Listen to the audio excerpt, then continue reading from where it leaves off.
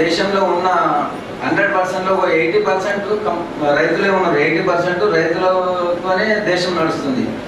అంటే వ్యవసాయం మీదే ఆధారపడి ఉంది. మనం కూడా పొద్దు నుంచి సాయంత్రం వరకు ప్రతి ఐటెం కూడా మనం ఏమి బేకరీ పోతాం, ఎక్కడ పోయినా ఏది పోయినా రైతు పండించే పంట నుంచే మనం బతకగలుగుతున్నాం. ఇక్కడ ఏసీలో కూర్చున్నామంటే అతను రైతు చేసే కష్టం ఎంతనో అది మనం అనుభవించి చూస్తే కానీ తెలుస్తుంది మనకు. ఎందుకంటే చాలి కరెంటు ఉంటుంది, అది ఎప్పుడు వస్తే ఎప్పుడు పోతుందో తెలియదు.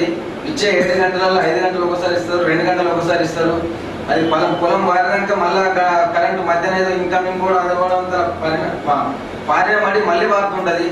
అలా పండుకుంటూ పంటలు ఎండిపోవడం, దానికి వాళ్ళు రైతులు పెట్టుబడిదారు నుంచి వాళ్ళు అప్పులు చేయడము, బ్యాంకు రుణాలు అనుకోండి, ప్రైవేట్ అప్పులు చేయడము.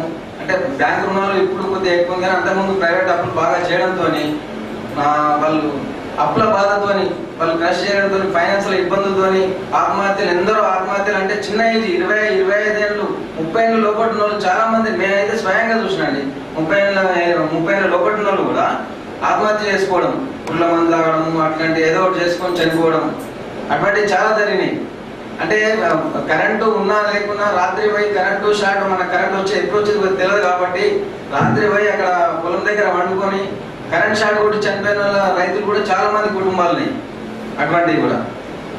అయితే ఇప్పుడు ఇటువంటి ఇబ్బందులు మన ఇప్పుడు 2004 ముందు కాంగ్రెస్ గవర్నమెంట్ రాకముందు రాజశేఖర్ గారు పాదయాత్ర చేసినప్పుడు ఇటువంటి బాగా ఎదురైనాయి అతనికి. అవి ఒకటి వృద్ధాప్య పెన్షన్, రైతులకు రుణాలు మాఫీ, కరెంట్ బిల్లు మాఫీ చేసిండు, రుణాలు మాఫీ చేసిండు ఫస్ట్ వచ్చిన వెంటనే.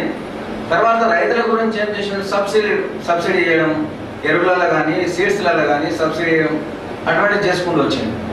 ఇప్పుడు కూడా ఏంటంటే మన రైతులకు సంబంధించి వాళ్ళు మధ్యాహ్న కొందరు దళారులు అటువంటి కూడా ఇప్పుడు మార్కెట్ యార్డ్స్ కానీ రైతులకు ఇన్ఫర్మేషన్ తొందరగా పోవాలని చెప్పి వాళ్ళు ఆదర్శ రైతులు అని చెప్పి ప్రతి విలేజ్ నుంచి రైతులకు సంబంధించి వాళ్ళ ట్రైనింగ్ చేయడము, అటువంటివి కూడా ప్రభుత్వం చేస్తుంది. అయితే ముఖ్యంగా ఏంటంటే రైతుల మీద మనం అందరం డిపెండ్ అయ్యాం కాబట్టి అవసరమైతే రైతులు అనుకుంటే ప్రభుత్వాలే కూలిపోయే పరిస్థితి కూడా ఉంటుంది. ప్రభుత్వాలు కూడా రైతుల మీద ఆధారపడి ఉంటాయి. ఎందుకంటే ప్రభుత్వం మన దేశ అభివృద్ధికి కానీ వీళ్ళే వెన్నుముకలైన వాళ్ళు కాబట్టి రైతులు సంబంధించి ఏంటంటే వాళ్ళకి ఇంకా ఇప్పుడు ఇవే కాకుండా ఇంకా కూడా వాళ్ళకు రైతులకు ఈ ఆత్మహత్యలు చేసుకోకుండా వాళ్ళకి తగిన రుణాలు ఇచ్చుకుంటా, ఎందుకంటే పావుల వడ్డీ రుణాలు కూడా ఇవ్వడం జరుగుతుంది.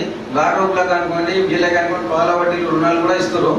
ఇంకా కూడా ఎంకరేజ్మెంట్ చేసి రైతు ఆత్మహత్యలను ఆపి రైతులను ముందంజలు తీసుకుపోయి దేశాభివృద్ధి చెందాలని కోరుకుంటూ అందరికీ కృతజ్ఞతలు తెలియజేస్తున్నాను.